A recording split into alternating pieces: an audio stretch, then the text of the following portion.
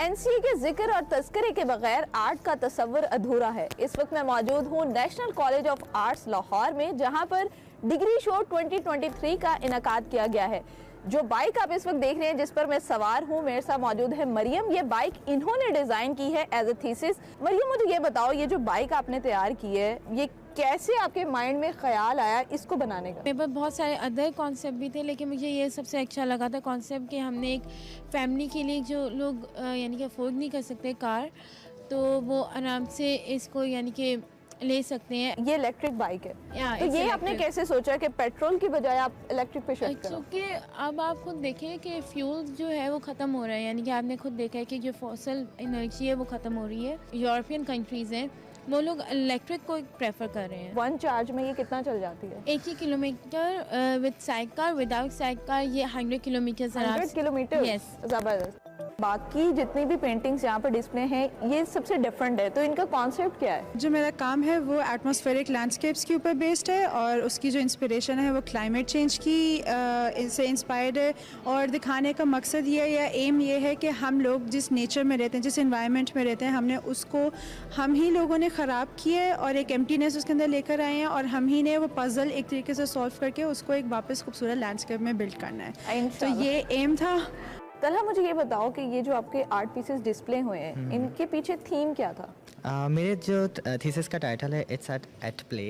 ठीक है। My work is about formalism. I'm playing with color shapes and forms, and I'm investigating कि how colors interact with each other. ये idea बड़ा interesting है, तो मुझे ये बताओ कि ये कैसे माइंड में आया कि इस चीज़ के ऊपर काम करना है, इसके ऊपर थीसिस करना है? मेरा बेसिकली शुरू से ये था कि मुझे जो है ना डिफरेंट टेक्निक्स को एक्सप्लोर करना था। मेरा डिपार्टमेंट प्रिंट मेकिंग है, मुझे कलर्स बहुत ज़्यादा पसंद है, तो मैं चाह रहा था कि किस तरह से मैं डिफरेंट टूल्स और टेक्निक्स जो हैं प्रिंट मेकिंग की वो एक्सप्लोर करूँ और उससे कुछ नई चीज़ क्रिएट करूँ।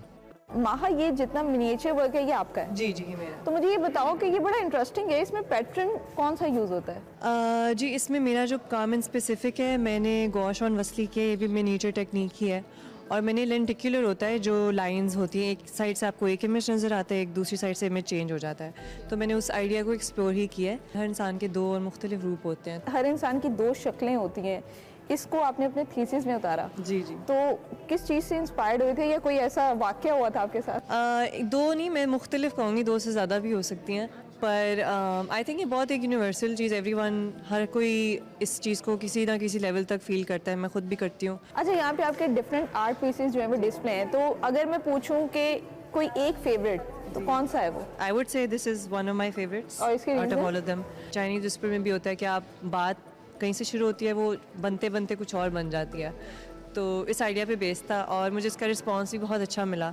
मुझे ये बताओ कि ये जो यहाँ पे डिस्प्ले हुआ हुआ है, ये पिक्चर्स हैं, फोटोग्राफ्स हैं बेसिकली?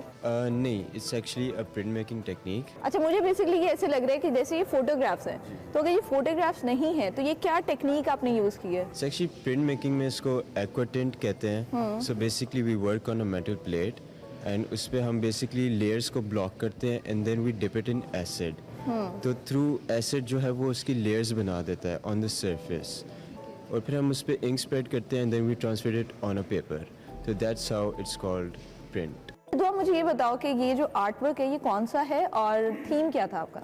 बेसिकली ये एब्स्ट्रैक्ट आर्ट है, इसके पीछे ऐसा नहीं क्योंकि बहुत ज़्यादा थीम है। इट्स लाइक कि हमने नई पॉसिबिलिटी एक्सप्लोर की है कि आप कोलाज की और क्या पॉसिबिलिटीज़ कर सकते हैं। ठीक है, जैसे कि हम एक आर्ट वर्क शुरू करते हैं एज आर्टिस्ट, तो हम लोग उसको टुकड़ों में पेंट कर रहे होते हैं, बट हम वो रियलाइज़ नहीं कर पा रहे होते एक सर्टेन पॉइंट पे, क्योंकि हम एक विजुअल के पीछे भाग रहे होते हैं कि हमारा माइंडसेट है कि एक पेंटिंग हमें विजुअली देगी। तो वजह से क्यों ना हम टुकड़ों से ही हम एक चीज़ कंपोज कर सके जो पेंटिंग का रिक्वायरमेंट भी फुलफिल कर सके, और हमें एक नई पॉसिबिलिटी ऑफ कोलाज भी दिखा सके।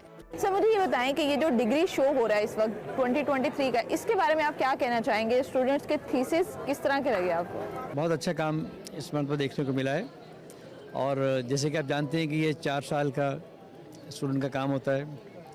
आर्किटेक्चर में 5 ईयर्स की डिग्री है। इस मौके पे सारा कॉलेज, तमाम जो हमारे स्टूडियोज़ हैं वो गैलरी बन जाती हैं, और सबका काम डिस्प्ले है।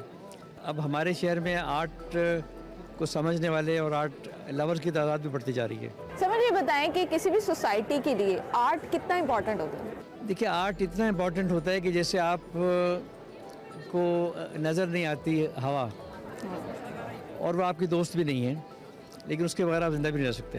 बिल्कुल ये रह सकते हैं। बिल्कुल नहीं रह सकते। यही आर्ट है कि आर्ट जो है अगर वो नहीं है या डिज़ाइन, तो सोसाइटी में जो तवाज़ुन है ना, जो बैलेंस है, वो नहीं रहेगा। अच्छा अदीना, मैं ये देख रही हूँ आपके जो आर्ट वर्क है इसमें बच्चों के मैनीक्विन्स हैं और जो कपड़े हैं वो भी बच्चों के हैं, तो क्या थीम है बेसिकली इसकी? बेसिकली मैं एक मेडिकल बैकग्राउंड से ताल्लुक़ रखती हूँ।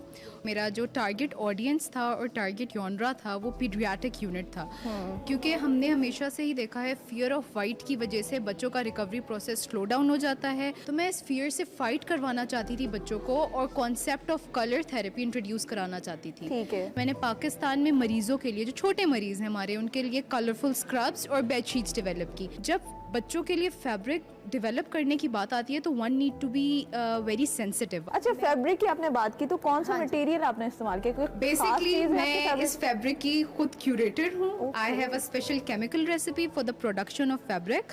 मैंने पाकिस्तान का पहला ऐसा फैब्रिक डिज़ाइन किया है जिसके ऊपर virus, bacteria, parasite and even Covid से 90 टाइम्स छोटा वायरस भी नहीं स्टिक कर सकता, और अगर खुदा ना खास्ता स्टिक कर भी जाए तो 0.8 नैनो सेकेंड्स के अंदर ये रिएक्टिव ऑक्सीजन प्रोड्यूस करके उसको खा जाता है और जो हमारा फैब्रिक है वो टोटली क्लीन हो जाता है। ज़बरदस्त। ये अप्रूव्ड है। हमने ये स्क्रब्स हॉस्पिटल एनवायरनमेंट में 150 डेज पेशेंट को पहनाए और 150 डेज ये डेली वॉश हुए 1 टाइम। इनकी केमिकल टेस्टिंग हुई है जर्मनी से और पाकिस्तान की TTI लैब से। जब रिजल्ट देखे गए तो 150 वॉशेस के बाद भी इन्होंने 99% प्रोटेक्शन दी थी।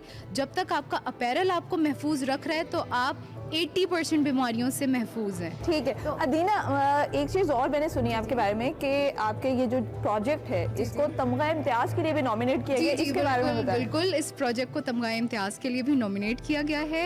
इजाज़, हम इस वक्त सिरेमिक डिपार्टमेंट में मौजूद हैं और ये आपका थीसिस डिस्प्ले हुआ हुआ है, तो मुझे बताओ इसके पीछे क्या थीम था आपका? बेसिकली मैं फाटा से हूँ और जिस टाइम हमारे इलाके में लाइट नहीं थी उस टाइम पे हर घर में दिया जलती थी, तो अभी लाइट आ गई, वो चीज़ ख़त्म गया, वो कल्चर ख़त्म हो गया। तो मैंने सोचा मैं दोबारा इसको डेवलप करूं, मतलब एक एज अ आर्ट पीस में।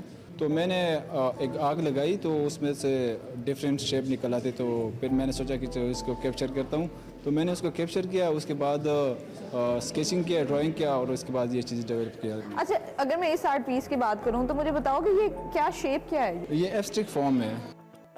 तो नाज़रीन, आज हमने आपको NCA में यहाँ के ग्रेजुएट्स के थीसिस दिखाए जो काबिल तारीफ और काबिल दीद है। उम्मीद करती हूँ कि आपको आज का ये सेगमेंट पसंद आया होगा। मुझे दीजिए इजाज़त और देखते रहिए एक्सप्रेसो।